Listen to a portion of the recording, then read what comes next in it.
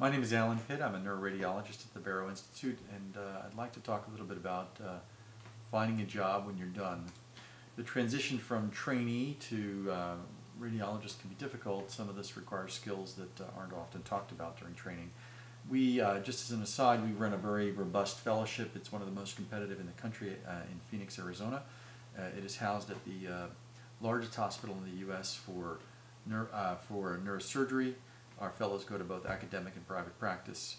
I certainly hope you'll consider the Barrow if you're thinking about a neuro fellowship.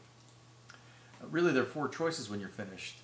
Multi-specialty clinics are probably the way things will go in the future with the current administration.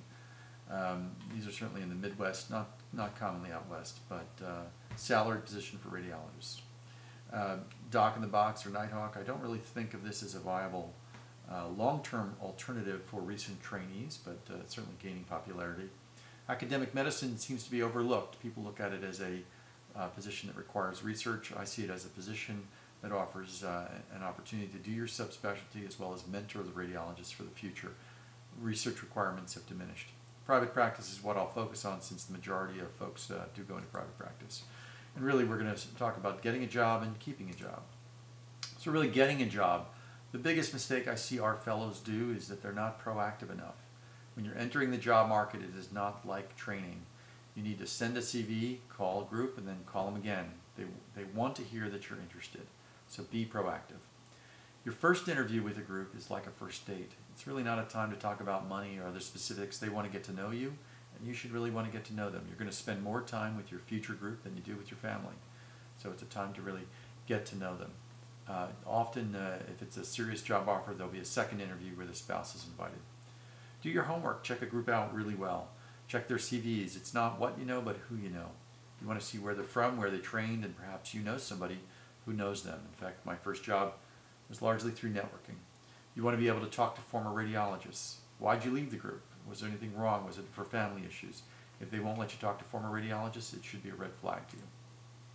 So what is the group looking for when they're interviewing you? They're really looking for just a couple of things. They're looking for a nice person, both so that it's someone that they like spending time with, and it's a nice person when their referrals come for a question. They're often looking for a new business line, a new subspecialist to offer something unique. I would tell you that you're marketing yourself to the group. You want to be a neuroradiologist plus, a neuroradiologist plus spine injection, a neuroradiologist plus CTA. You want to be a mammographer plus informatics. You want to be something else other than strictly a trained person. I would note that for those of you thinking whether or not to do a fellowship, the more marketable you are, the more likely you are to keep a job and find a job if you need to find a new one. To cut yourself short, to miss that last year, is probably not worth it in the long run. Remember that when you create a subspecialty business line within a practice, that is usually of personal interest to a new trainee. You don't want to be a cog in the practice. However, you are displacing people who traditionally like to do a type of imaging that you may be asking to do, and this may cause some resentment. Just be aware that that is a thing that's going on within the group. You might want to ask them what your schedule looks like. What will I be doing? Show me my slot. Do you have to create a new slot? Is there an existing slot?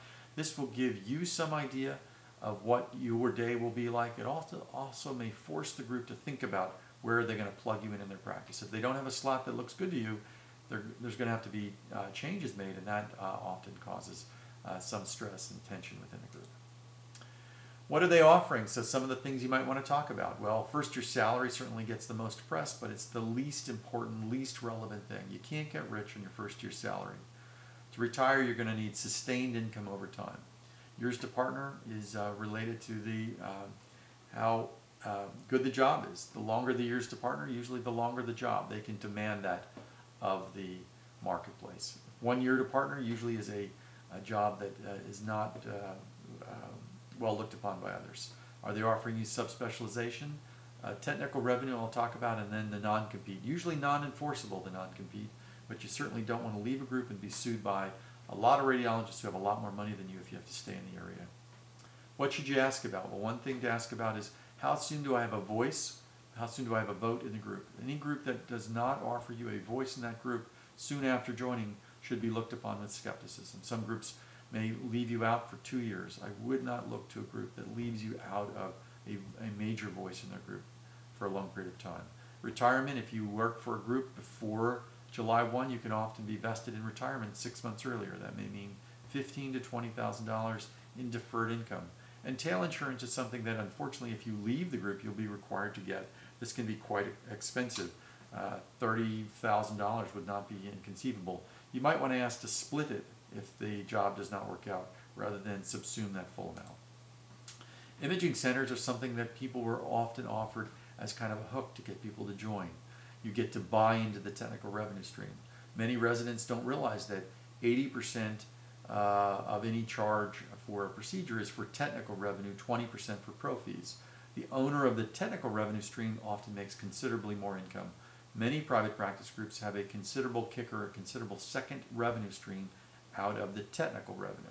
However, the future of this technical revenue stream is certainly in question, and I would be concerned that you may be buying into an asset that is depreciating rather than appreciating. It's going to be very difficult for you to evaluate this revenue stream and make a mature judgment about it. If you don't buy into it, unfortunately, you're going to be sitting there showing up to work, feeling like you're working for the man sometimes, feeling like every case you read, the guy sitting next to you is getting a few dollars off of that case, off of your hard work, and you may resent that over time. It's a very difficult issue. Remember, beautiful locations have a lot of hidden costs. You're not likely to live next to the beach in San Diego unless you live in a one-bedroom apartment. You're going to be living 45 minutes away. You're not going to be competing for the best schools, the biggest house, all of those things in beautiful locations, particularly when you're first coming out. So you want to evaluate quality of life overall, not just based on location. I'm not saying live in the Midwest, but just think about it. Keeping the job. Realize that 50% of people leave their first job. And so you want to be sure to do whatever you can to optimize your chances of being made partner. Be nice when you arrive. You never know who's sleeping with whom. A tech or nurse that you're quick with may quickly go to the senior member of the group who they've known for many years and say how difficult you are to work with. This will count against you. When you're going through cases, there are points for speed. Quality counts almost a little less sometimes.